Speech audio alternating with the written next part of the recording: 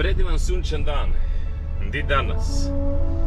Pa danas vas vodim u jedno lijepo mjesto koje vjerojatno svi živi znate, a naravno zove se Opatija. Međutim, pokazat ću vam Opatiju onako kao što je mi doživljavamo koji živimo u neposrednoj blizini. Naime, otići ću u jedno maleno mjestašce uz more, naravno koje se zove Volosko, i od Voloskog ću otići do Opatije. Ima pješačka staza, naravno tik uz more, gdje se lijepo popije kava, gdje se može ručat, a ja ću vam pokazati kako sve to skupa napraviti na najpovoljniji i najljepši način, odnosno na način kako to rade ljudi sa ovog područja. Pa eto, da ne duljim, pridružite mi se u još jednom izletu u grad Opatiju.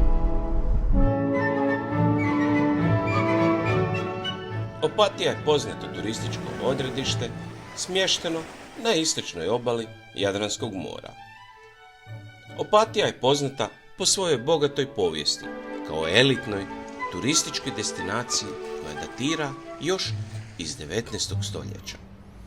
Tijekom austrijsko-ugarske vladavine Opatija je postala popularno odredište za europsku aristokraciju i bogate ljude koji su dolazili uživati u blagodatima morskog zraka i ljekovitih izvora.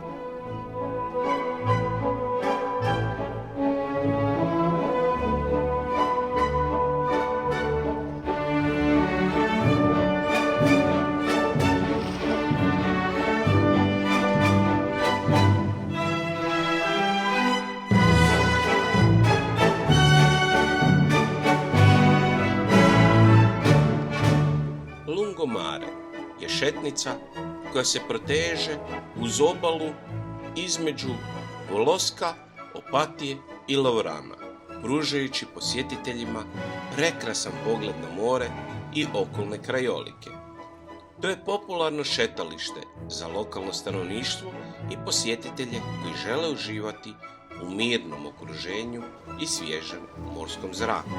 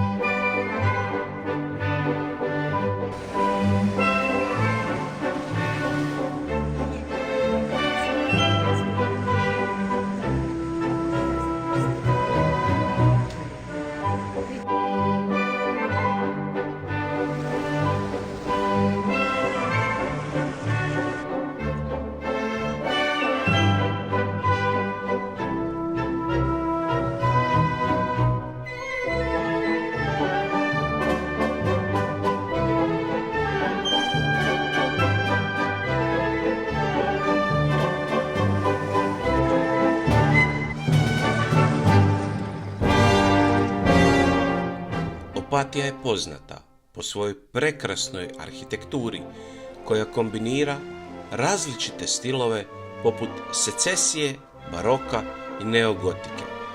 Brojne vile, palače i luksuzni hoteli izgrađeni su tijekom 19. i početkom 20. stoljeća i čine slikoviti krajolik Opatije.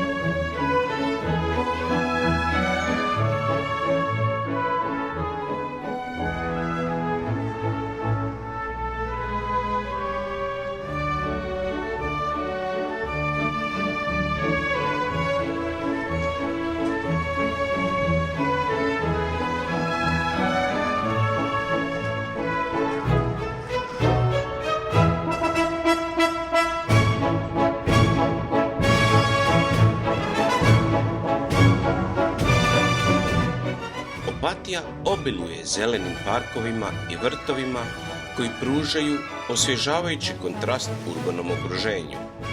Park Anđelina sa bogatom florom i fontanama, te japanski vrtovi samo su neka od mjesta gdje posjetitelji mogu uživati u prirodnim ljepotama.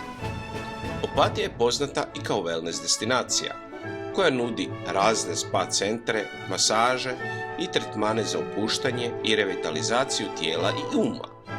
Mnogi luksuzni hoteli u gradu imaju wellness sadržaje za svoje goste. Teško je odabrati da li se šetati, da li sjest popiti kavu ili fino ručati u restoranu ili jednostavno uživati blagodatima čistog mora.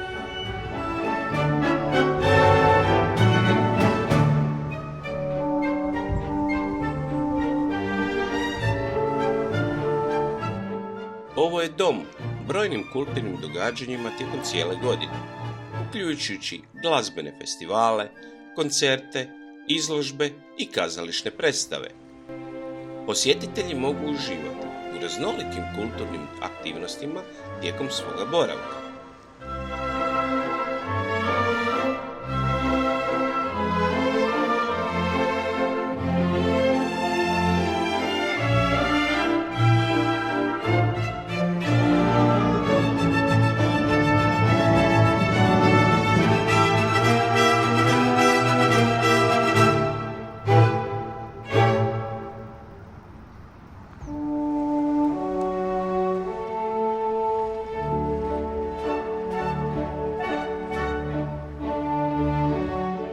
Opatija nudi raznoliku gastronomsku ponudu koja obuhvaća tradicionalne specijalitete, ali i internacionalnu kuhinju. Brojni restorani i knobe nude svježe morske plodove, mesna jela i nadasve ukusne slastice. Sve ove značajke čine Opatiju privlačnom destinacijom za posjetitelje koji traže kombinaciju povijesne arhitekture, prirodnih ljepota, kulturnih događanja i luksuznih sadržaja uz ipak opuštanje i toliko potreban odmor.